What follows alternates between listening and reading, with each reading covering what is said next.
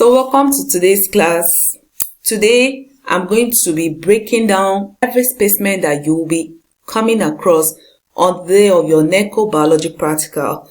In my previous video, I've already introduced you to all the specimens that you will be seeing on that day. So today I'm just focused on helping you analyze those practicals and getting to see some of the similar or likely questions that you would be asked on that day. Do well to watch this video to the end because I've put together over 30 pictorial slides to make sure that you understand these things in the simplest way possible. Alright? Okay. So without further ado, let us dive into the first specimen. The specimen A is the onion bulb, and the botanical name for the onion bulb is known as the Allium cepa. Alright? It belongs to the kingdom Plantae, the phylum Trachyphyta, class Liliopsida, order Asparagales, family Alaceae, genus Allium cepa, and the species. Alright, so this is the classification for the onion bulb, should in case you are asked to classify the onion bulb. Alright, then let's move over to describing specimen A, the onion bulb. You should know that it is an underground vegetative crop. Alright, it is loaded with so many nutrients such as minerals, vitamins, antioxidants, name it. Alright, so this is also low in cholesterol. It is used as a spice in our food. Alright, then how do we propagate this crop? It is by vegetative propagation. Then you might be likely to ask to draw the structure of an onion bulb. So this is a typical representation of what you should be drawing on that day. Alright, here at the tip we have the apex bulb. Alright, then they'll have the tonic leaf, which is the one that usually fall out. Alright, we'll have the fleshy scale leaf inside of it. We'll have the flowered bulb, the flower bud, and then we'll have the adventitious roots. Here is the stem and here is the lateral bulb. So it is very easy. Just take your time and go through it. Alright, so specimen B is the ginger rhizome, and the scientific name for it is known as the Zingiber officinale. The Zingiber officinale. Alright, so do well. This is also the classification for the ginger rhizome. Alright, it belongs to the class Liliopsida, and so on and so forth. I won't really take my time on it so that this video doesn't get so long. Alright, now description of specimen B. You asked to describe the ginger. What will you say? Alright, you should know that it has an irregular shape. It is a flowering plant whose rhizome is used as a spice. This is the rhizome of the ginger. Alright, it is highly medicinal. These plants can be used as an anti-inflammatory. It reduces anxiety, stomach pain, nausea, flu, name it. Alright, then also how do we propagate this? It is by vegetative propagation of the plant. Alright, then this is a diagrammatic representation of what you should be expected to draw, should in case you are asked to draw. Alright, I had to look for the easiest and the simplest way, realistic way to interpret the drawing of a ginger, because it is actually possible to draw it. Alright, so you can see these are the scale leaves, the auxiliary bud, the node at this end. Alright, so these are the adventitious roots of the ginger. Is that okay? Alright, so let's head on to specimen C, the Irish potato. Yes, the Irish potato is known as the Solanum tuberosum. The Solanum tuberosum. Alright, so this is what a pictorial diagram of an Irish potato is, as well as the classification of this tomato. Now, on to description as usual. Alright, this is an edible starchy vegetable tuber. Yes, it is a tuber. Alright, it is a good source of soluble fiber that helps reduce cholesterol level of the blood. Alright, it is rich in protein, carbohydrate, minerals, and vitamins. We have different varieties. Some are red, some are white. Alright, then we propagate this plant using the seed tuber. Alright, we cut out the eye parts of the plant and then use it to plant it for it to grow. So also it is very possible to be asked to draw the Irish potato. I know you'll be wondering, oh yes, how do I draw it? Not to worry, this is a pictorial representation of the drawing or the diagram of an Irish potato. Alright, on this top part of it, we have the apical bud. So this is the eye bud that we're talking about, where we use for propagating the crop. All right, you see this line, this one is called the scale leaf. All right, then we have the lenticel and then the stem end. So this is what the diagram of an Irish potato looks like. Then we know that this Irish potato, it is a very fragile crop. Yes, because it easily gets spoiled. So you might be asked, what are some of the diseases that affect this crop? All right, it's not just okay to just begin to cram without really having a visual representation of what we mean by this. So these are some of the diseases that attack this crop. All right, here we have the scab. Yes, this is what a scab disease of the Irish potato looks like. Then here you can see this one, we have the Fusarium sambucinum. All right, you spell as you pronounce. Then we have the silver scuff. Yes, you can see the silver like patch on this Irish potato. It is a disease. Then we also have the pink rot. All right, the pink rot. Then these and others are some of the diseases that attack this Irish potato. All right, then we have specimen D. It is a potted bean seedling of a week old. If you're a teacher watching this video, please, you should know that a week to the biology examination day, you are expected to plant a beans that will be exactly 1 week old. All right, on that day you just bring it out. Okay, so the scientific name for the beans is known as the Phaseolus vulgaris, and this is the classification yet again for the beans. Now description, you might be asked, the bean seedling that you'll be seeing that day, what is the type of germination that these plants undergo? The germination is called the epigeal germination. Why epigeal?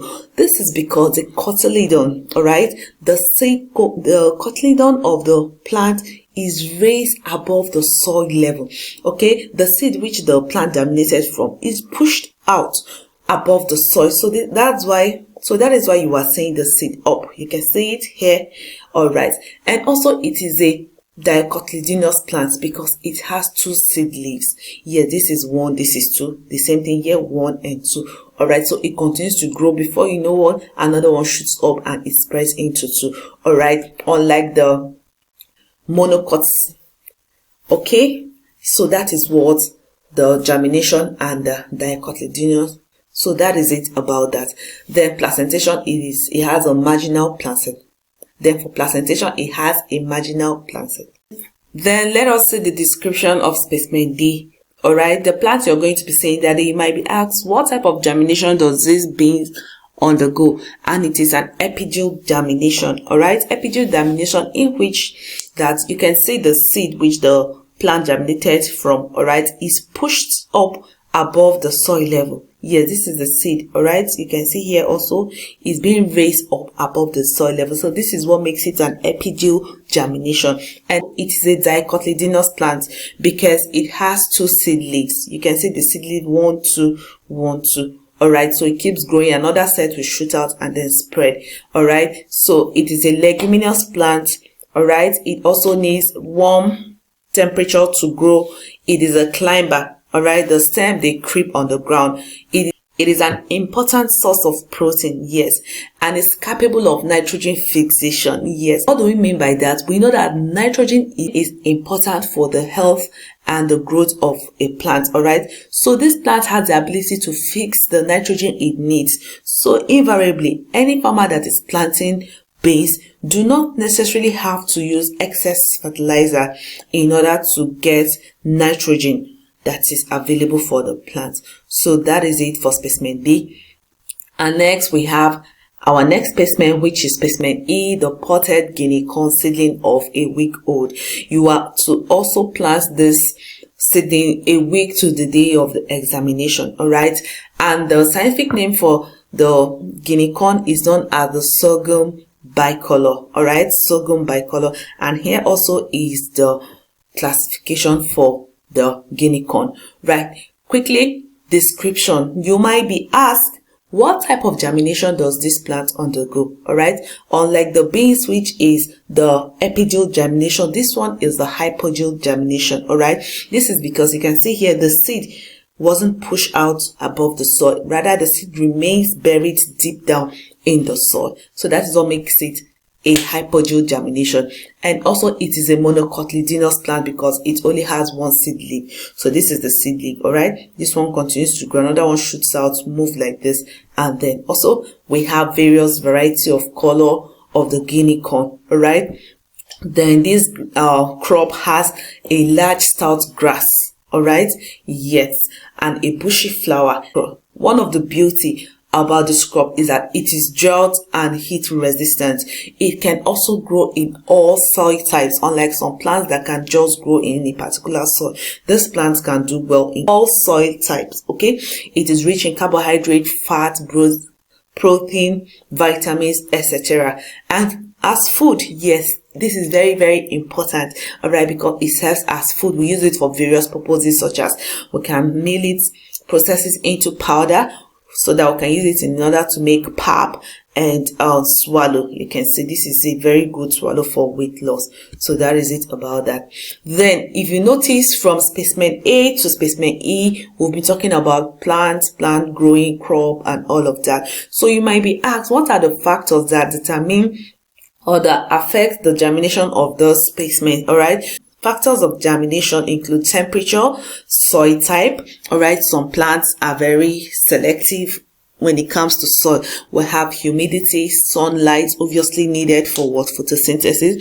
Seed viability means you don't pick a seed that is going bad and then plant it and expect to get something good in return. No. Then disease, all this can affect. So we have specimen F, and specimen F stays head of a pigeon with the neck still attached. All right, so the scientific name for the pigeon is known as the Columba livia.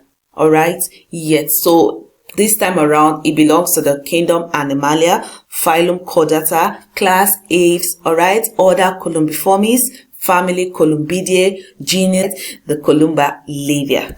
So next to the description of our specimen, all right, then the head of a pigeon. You should know that the pigeon has short neck, pointed beak, and a stout-like body. That is the description of the pigeon. All right, it also cares for its young one.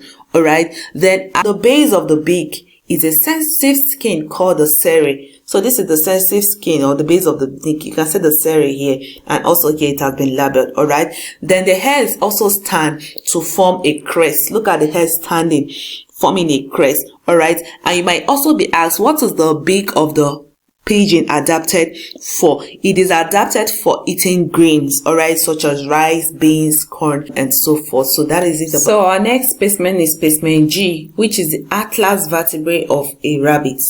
All right, and the scientific name for the rabbit is what we call the Oryctogallus corniculus. All right, the atlas vertebrae is the first cervical vertebrae, all right, that sits at the base of the skull.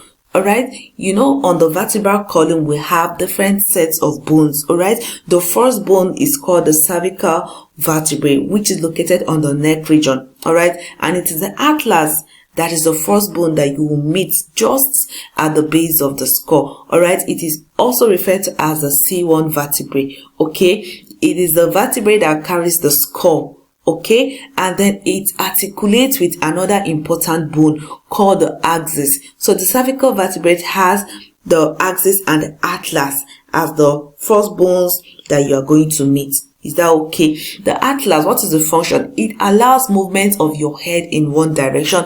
Is the reason why you can nod up and down. All right, while the axis, which is the second vertebrae, helps in the sideways rotational movement of your head. So this is how important this bone is, and they are 7 in number in a rabbit, usually numbered C1 to C7. And the next one is the lumbar vertebrae. This lumbar vertebrae is not located on the neck region, rather is located at the lower abdominal region of the rabbit.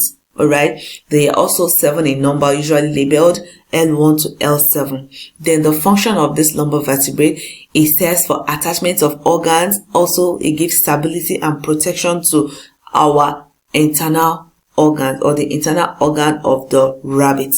Alright, so that is it. Also get familiarized with the drawings. Then specimen I is a cactus plant. Alright, the cactus plant. Here is the classification of the cactus. We have different species. We have the tall species and we have the smaller species. Okay, so familiarize yourself with it. I won't waste time on that because I don't want this video to be so long. Then description, you're asked to, some of the important things that you might be asked under this to describe this plant. All right, this plant is a plant that is adapted to very hot climate with very little water. All right, environments such as the arid and the desert is where you find the cactus, and because of that we call it the xerophytes. The xerophytes are a group of plants that do well in a region with less water. All right, the leaves, unlike the normal leaves of plants, you will not find it in cactus like this. Rather, the leaf of the cactus has been reduced to this spine-like or needle-like structure. Alright, this is so that the cactus doesn't lose water to the environment through the process of transpiration. Alright, God being still magnificent has made everything to align according to their environment. Alright, then this plant also has the ability to store large amount of water in its stem so that it can also help it to survive for long. Alright, so that is it about that. We have specimen J, which is the water lettuce. Alright, the water lettuce is known as the Pistra stratotis. Alright, so this is the classification of the water lettuce. Let us see the description. Alright, unlike the cactus plants, the water lettuce is an aquatic plant. Oh yes, it loves water a lot, and because of that it is a hydrophyte, water loving. Alright, it has a thick soft leaves which form a rosette. You can see the rosette so beautifully arranged. Alright, then this plant, it floats on water with the roots submerged in water below the leaves. So these are the roots of the plant. You can see how it has been submerged in water. All right, and it also has light green color, and that is it.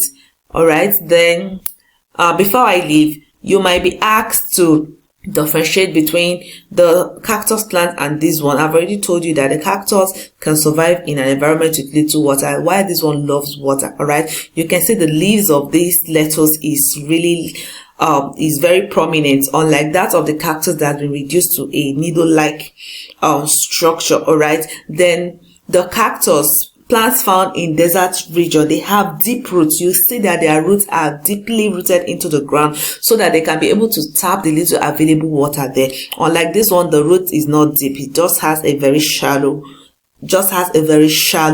root. All right, so these are some of the few differences that you might be asked. The specimen K is the ripe tomato fruit. The tomato fruit is known as the Solanum lycopersicum. This tomato, I love it so much because it has so many things to offer us. So do well to get familiarized with the classification, all right, of the tomato. Now let's see the description. It is an edible berry fruit. All right, it grows in temperate region. All right, it is a crawler. You can see the stems are crawler, and therefore we need to support them with a stick so that they do not break off as a result of the weight of the tomato. All right, it is a perennial crop and also a dicotyledonous crop. All right, propagation, we propagate this by the seed. We take out the seed from a matured fruit and then plant it. All right, then tomato is used for so many reasons, ranging from delicacies, we use it to cook sumptuous meals, and the health benefits cannot be overemphasized. Please, if you do not love tomato, begin to eat tomato because it has so much to offer you health-wise. All right, it's good for the skin, your hair. A pregnant woman, tomato is good. And mouth sore, oh yes, if you have a sore in your mouth, instead of looking for tablets or medicine to take, get tomato, cut it into soup and use it to sweep your mouth. I tell you, instantly you're going to see the magic that this tomato can offer. So it also helps to boost immune system, it boosts blood, it lowers blood pressure, it improves your gut health. So why then would you not love to eat tomato? Okay, so that is it. And this is also some of the ingredients or nutrients that what the tomato also has in it. All right, then let's move on to specimen L, which is the ripe palm fruit. All right, the Elias guinensis. Yes. So this is the classification for the palm fruit, and this is a typical palm tree. All right, this is what a palm tree looks like. Let's head on to the description. It is a principal source of palm oil. If you are living in Africa, you know that palm oil is a very, very important ingredient we use in cooking. All right, this tree can grow as high as 20 meters high. Look at it from the ground. Look at the height of this tree. The fruit is reddish and grows in large bunch. Yes, it comes like this in bunches. All right, it has an oily and fleshy outer layer, the pericarp, all right, with a seed, a single seed in it. The seed is known as the palm kernel seed. All right, as I said, the palm oil is used for cooking, while the palm kernel seed is used in making soap. It's also used by traditionalists, people, herbal people. It can be used to cure convulsion in children. It protects you from wrinkles, UV rays, and all of it. Okay, so that is it. So this is a typical sample of the palm kernel seed being used to make a sumptuous palm kernel stew. All right, you can see the skin very oily and soft. So from boiling to extraction. So from this, you can see the juice that has been extracted to be used. It can also be used to extract the oil from this. So let us move on to specimen M, which is the ripe Tridax fruit. All right, the Tridax procumbens. All right, yes, a lot of us, we usually see this plant, but we usually neglect it because we regard it as what? As grass. All right, so description: it is a brown oblong fruit. All right, the plant bears daisy-like yellow centered flowers. So here is it.